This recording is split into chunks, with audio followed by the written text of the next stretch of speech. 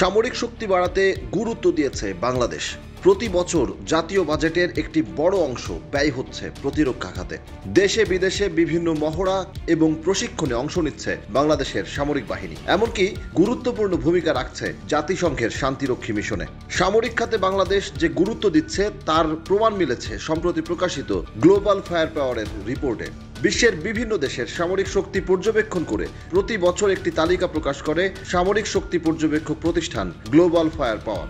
সেই অনুযায়ী 2025 সালেও বিশ্বের শীর্ষ 145টি দেশের সামরিক শক্তি র্যাঙ্কিং প্রকাশ করেছে প্রতিষ্ঠানটি, যে র্যাঙ্কিংয়ে 35তম অবস্থানে রয়েছে বাংলাদেশের নাম। তবে এবার এশিয়ান মিলিটারি স্ট্রেংথ 2025 শীর্ষক আলাদা একটি রিপোর্ট প্রকাশ করেছে গ্লোবাল ফায়ার পাওয়ার। বিশ্বের সবচেয়ে বড় মহাদেশের 45টি রাষ্ট্রের মধ্যে বাংলাদেশের অবস্থান 17তম। প্রতিবেশী মিয়ানমারের অবস্থান বাংলাদেশের এক ধাপ নিচে এবং বাংলাদেশের ঠিক উপরে রয়েছে উত্তর কোরিয়ার অবস্থান। মোট 60টি আলাদা আলাদা বিষয়কে বিচার বিশ্লেষণ করে এই তালিকা প্রকাশ করা হয়েছে। সৈন্য শক্তির দিক থেকে র্যাঙ্কিং এর ক্ষেত্রে অন্যতম গুরুত্বপূর্ণ বিষয় হলো সংশ্লিষ্ট রাষ্ট্রের সামরিক বাজেট। এছাড়া কোন দেশের কাছে কি কি অত্যাধুনিক অস্ত্র রয়েছে তালিকা তৈরির সময় সেটিও খতিয়ে দেখেছেন সমীক্ষকরা। সেনাবাহিনীর আকার, নৌবাহিনী এবং বিমান বাহিনীর শক্তিকেও বিবেচনা করা হয়েছে এই সমীক্ষায়।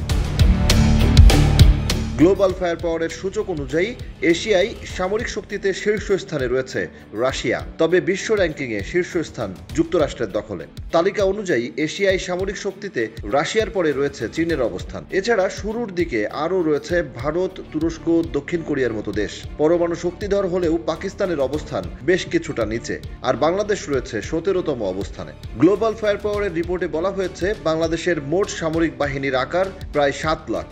এর মধ্যে সক্রিয় সৈন্য রয়েছে 1,63,000, বাংলাদেশ বিমান বাহিনীতে রয়েছে 17,400 সদস্য এবং নৌবাহিনীতে রয়েছে 25,100 নৌসেনা। বাংলাদেশের মোট জনসংখ্যা 16 কোটির বেশি, যার মধ্যে প্রায় 6,61,00,000 মানুষ সামরিক বাহিনীতে যুক্ত হওয়ার যোগ্য। রিপোর্টে বলা হয়েছে বাংলাদেশের সামরিক বাহিনীর আকার খুব বেশি বড় না হলেও আধা সামরিক বাহিনীর দিক থেকে বাংলাদেশ বিশ্বের 1 নম্বরে। বাংলাদেশের রয়েছে 68 লক্ষের বিশাল প্যারামিলিটারি ফোর্স।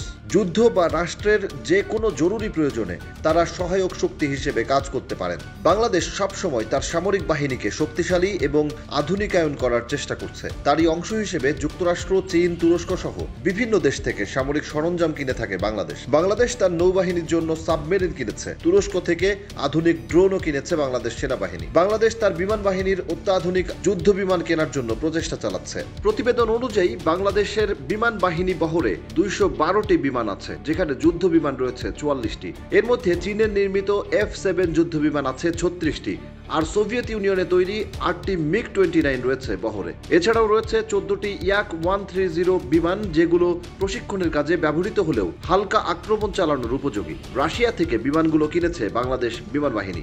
বিমান বাহিনীর বহরে হেলিকপ্টার রয়েছে 73টি। এর মধ্যে রাশিয়ার MI সিরিজের 36টি হেলিকপ্টার রয়েছে। সাথে রয়েছে যুক্তরাষ্ট্রে নির্মিত সেসনা বেলের বিভিন্ন মডেলের হেলিকপ্টার। আধুনিক প্রতিরক্ষা ব্যবস্থায় ড্রোন অত্যন্ত গুরুত্বপূর্ণ। বাংলাদেশের সামরিক বাহিনীর কাছে 44টি ড্রোন রয়েছে। এর মধ্যে 36টি স্লোভেনিয়ার নির্মিত ব্রাহ্মস C4I, তুরস্কের তৈরি বায়রাক্টার TB2 আছে 6টি, যা সম্প্রতি যুক্ত করা হয়েছে বাংলাদেশ সেনাবাহিনীতে। বাংলাদেশের নৌবাহিনীর কাছে রয়েছে 2টি সাবমেরিন, 2টি চীনের তৈরি এবং 2017 সালে এগুলো নৌবাহিনীতে যুক্ত হয়। গ্লোবাল ফায়ার পাওয়ারের তথ্য বলছে বাংলাদেশের সামরিক বাহিনীর কাছে ট্যাঙ্ক রয়েছে 320টি। ওয়ার পাওয়ারের তথ্য অনুযায়ী এর মধ্যে অন্তত 281টি চীনের তৈরি। বাংলাদেশের কোনো ডিফাইন্ড এনিমি নেই বলেই মনে করেন নিরাপত্তা বিশ্লেষকরা। সেই কারণে আপাতত সংঘাতের সংখ্যা না থাকলেও ফোর্সেস গোল 2030 বাস্তবায়নে বাংলাদেশ অস্ত্র ভান্ডার আপডেট করছে দীর্ঘদিন ধরেই। অস্ত্রের জন্য অতিমাত্রায় চীন নির্ভরতা কাটিয়ে ডাইভার্সিফাই করা হচ্ছে বাংলাদেশের অস্ত্র নির্ভরতা। একই সাথে বাড়ানো হচ্ছে বাংলাদেশের সামরিক বাজেটও, যা দেশটির সামরিক সক্ষমতাকে দিন দিন বাড়িয়েই চলেছে।